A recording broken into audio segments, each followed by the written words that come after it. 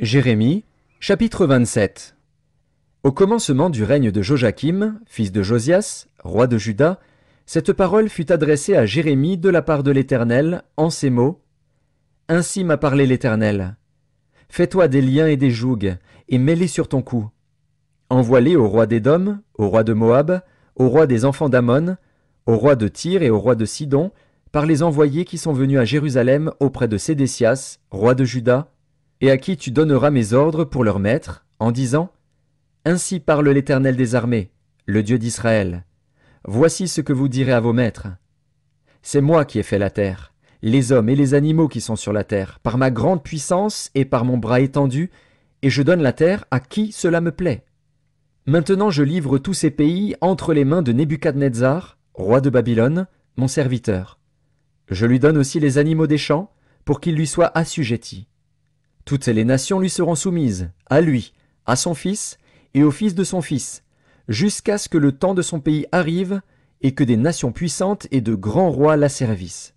Si une nation, si un royaume ne se soumet pas à lui, à Nebuchadnezzar, roi de Babylone, et ne livre pas son cou au joug du roi de Babylone, je châtierai cette nation par l'épée, par la famine et par la peste, dit l'Éternel, jusqu'à ce que je l'ai anéanti par sa main. Et vous, n'écoutez pas vos prophètes, vos devins, vos songeurs, vos astrologues, vos magiciens qui vous disent « Vous ne serez point asservis au roi de Babylone ». Car c'est le mensonge qu'ils vous prophétisent, afin que vous soyez éloignés de votre pays, afin que je vous chasse et que vous périssiez. Mais la nation qui pliera son cou sous le joug du roi de Babylone et qui lui sera soumise, je la laisserai dans son pays, dit l'Éternel, pour qu'elle le cultive et qu'elle y demeure. J'ai dit entièrement les mêmes choses à Sédécias, roi de Juda. Pliez votre cou sous le joug du roi de Babylone, soumettez-vous à lui et à son peuple, et vous vivrez.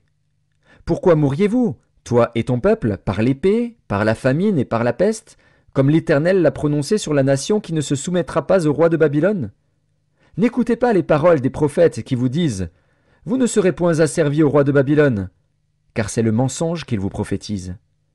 Je ne les ai point envoyés, dit l'Éternel, et ils prophétisent le mensonge en mon nom, afin que je vous chasse et que vous périssiez, vous et les prophètes qui vous prophétisent. J'ai dit aux sacrificateurs et à tout ce peuple, « Ainsi parle l'Éternel, n'écoutez pas les paroles de vos prophètes qui vous prophétisent, disant, « Voici, les ustensiles de la maison de l'Éternel seront bientôt rapportés de Babylone, car c'est le mensonge qu'ils vous prophétisent. Ne les écoutez pas, soumettez-vous au roi de Babylone, et vous vivrez. Pourquoi cette ville deviendrait-elle une ruine? S'ils sont prophètes et si la parole de l'Éternel est avec eux, qu'ils intercèdent auprès de l'Éternel des armées pour que les ustensiles qui restent dans la maison de l'Éternel, dans la maison du roi de Juda et dans Jérusalem, ne s'en aillent point à Babylone. Car ainsi parle l'Éternel des armées au sujet des colonnes, de la mer, des bases et des autres ustensiles qui sont restés dans cette ville, qui n'ont pas été enlevés par Nebuchadnezzar, roi de Babylone, lorsqu'il emmena captif de Jérusalem à Babylone Jéconia, fils de Joachim, roi de Juda, et tous les grands de Juda et de Jérusalem, ainsi parle l'Éternel des armées, le Dieu d'Israël, au sujet des ustensiles qui restent dans la maison de l'Éternel, dans la maison du roi de Juda et dans Jérusalem. Ils seront emportés à Babylone, et ils y resteront jusqu'au jour où je les chercherai, dit l'Éternel, où je les ferai remonter et revenir dans ce lieu.